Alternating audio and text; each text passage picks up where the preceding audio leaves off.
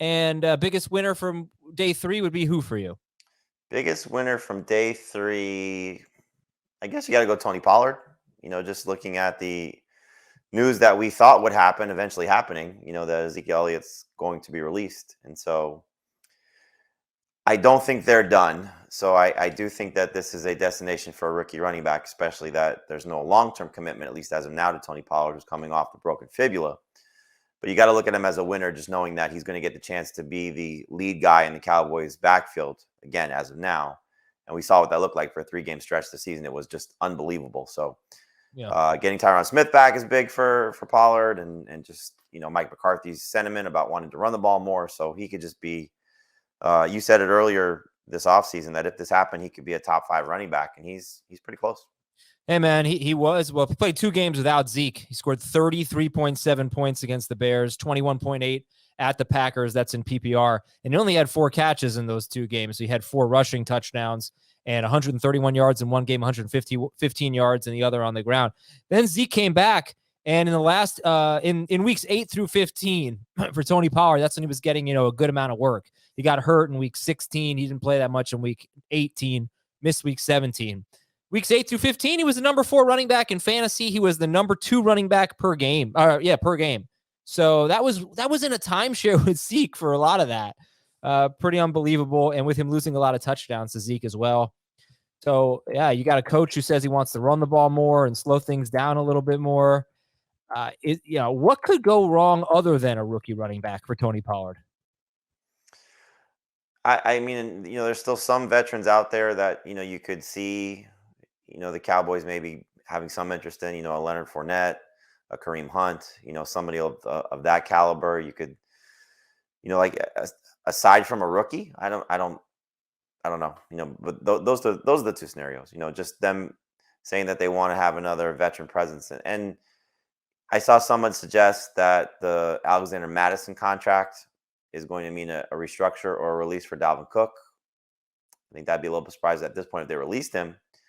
The Saints, we don't know what's going to happen with Alvin Kamara and what the situation is there. Joe Mixon, I know they restructured his deal, but you never know. Joe Mixon, is he going to be somebody that survives his situation with Cincinnati? And any of those guys, I think, would be of interest to the Cowboys if they decide to go that route. But again, as we sit here today, Khalil Herbert, big winner. Tony Pollard, big winner. Anytime these guys shed competition and get in good situations, you got to be excited about it. Absolutely. So we do have a draft next week, and we'll find out where Tony Pollard goes. But I can't imagine he's making it past. He's not going to make it past round 3 because he wasn't doing that a month ago. Is Tony Pollard going to make it past round 2 next week as things stand right now? Yeah, I moved him into my top 10. I haven't really decided where I'm going to settle on it yet because I'm just catching up on some of the moves in my rankings. And so by the time you take a look, if you're so inclined, he may have crept up a couple spots, but it's like, how much do you trust the Cowboys leading running back versus Derrick Henry at this point? Like I moved ahead of Travis Etienne, for example. Mm-hmm. I'm very excited about Ramondre Stevenson too. So 2 guys that I'd like to have a lot of stock in, and I think if I want them, I have to be somewhat aggressive in this. So they're not going to be first round picks, but they're going to be pretty high second round picks for me. Ramondre Stevenson gets a little bit of backfield competition with James Robinson going to the Patriots. We can discuss that in a little bit. And I think the last thing I'll say about Pollard is we just don't know how the Cowboys view him. Do they view him as a guy who can handle the workload?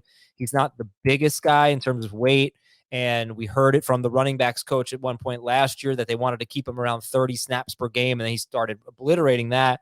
But, he had 2 injuries. He got injured in week 16, and then he got hurt badly in the playoff game against 49ers. So we don't know how they view him in that regard.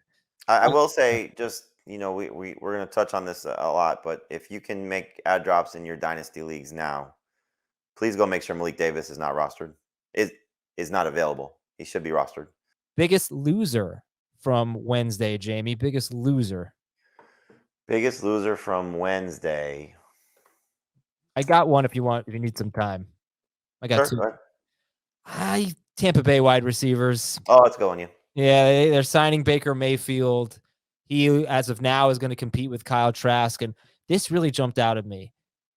Tampa Bay has been top 6 in pass attempts and top 2 in passing yards 5 straight seasons. That's amazing.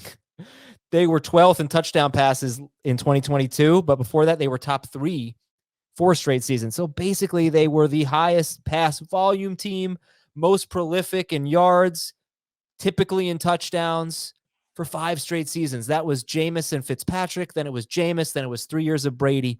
So obviously, Godwin and Evans are really good. But of course, anybody benefits from that volume. You're not going to run that kind of offense with Baker Mayfield. So I don't know what it's going to look like for them. What do you think about the Bucs wide receivers?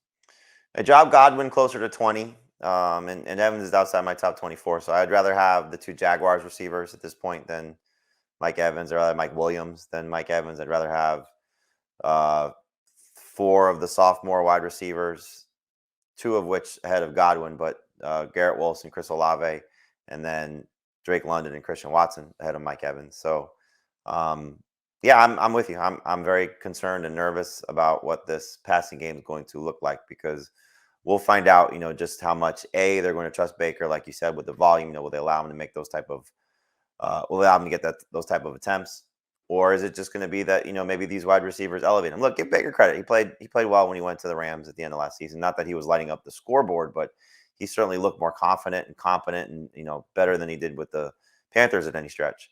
And he's never had this level of wide receivers, even though he had OBJ and Jarvis Landry. These guys are clearly on a different level. So, yeah, and those guys both went over 1,000 yards in the same season. So that was a case I was making for DJ Moore last year. It's like, oh, Baker stinks. Well, actually, before last year, he wasn't really that bad, except, 2021, Baker was really bad, but he played hurt the entire season. He got hurt in week 2, played hurt the entire season. I don't know what happened with him in Carolina, Jamie.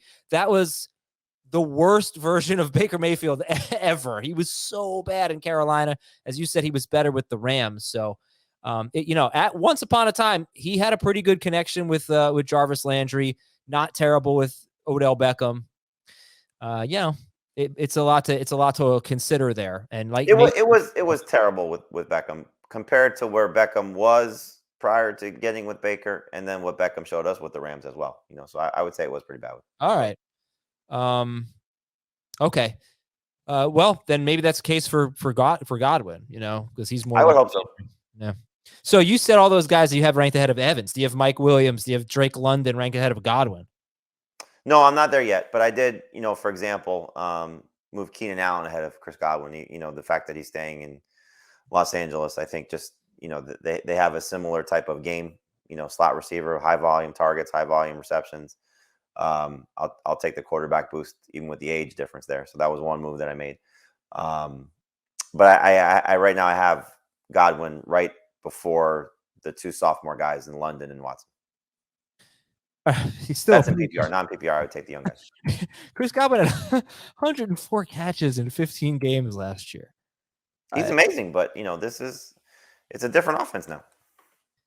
It's got to be completely different. Is this just an avoid offense?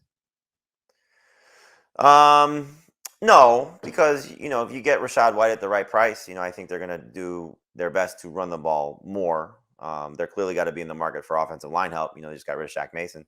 So, this is a team that if I'm the Bucs, I was having this conversation with a Bucs fan, like I want them to tank.